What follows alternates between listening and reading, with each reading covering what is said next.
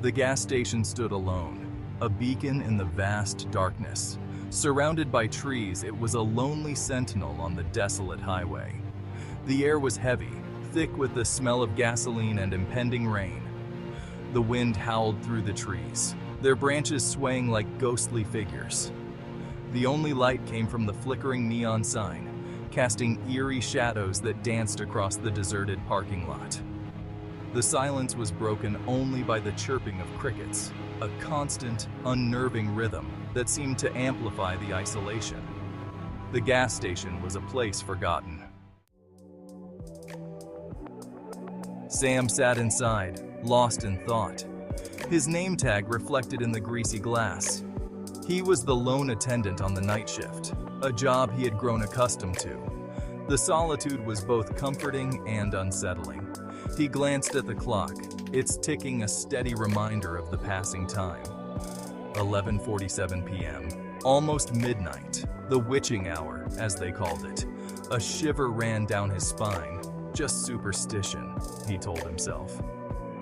He went back to reading his worn-out copy of Stephen King's The Shining, a story about isolation and the darkness that lurked within. He couldn't help but draw parallels to his current situation. The silence of the night, the eerie stillness, it all felt too familiar. Suddenly, headlights pierced through the darkness. A car, its outline barely visible through the pouring rain, pulled into the station. Relief washed over Sam, a break in the monotony. A woman emerged from the car, her silhouette illuminated by the flickering gas station lights. She was drenched, her clothes clinging to her body. Her face was pale, her eyes wide with fear. She rushed towards the glass door, her movements frantic. Sam watched her approach, a sense of unease creeping up his spine. Something didn't feel right. "Please, let me in," she pleaded, her voice trembling. "They're out there." Sam hesitated for a moment. Who was she talking about? He unlocked the door and let her in. The woman slammed it shut behind her, her chest heaving. Her eyes darted around the room, searching for something. Or someone. "What's wrong? Who's after you?" Sam asked, his voice betraying his growing concern. "No time to explain," she said, her voice barely a whisper. "They can't see me if I'm inside.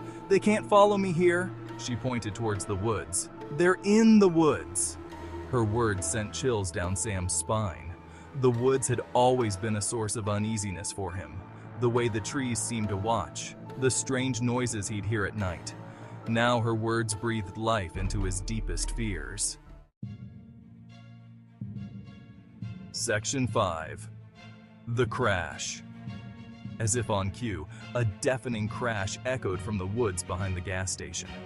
The woman gasped, her eyes widening in terror. She grabbed Sam's arm, her grip surprisingly strong.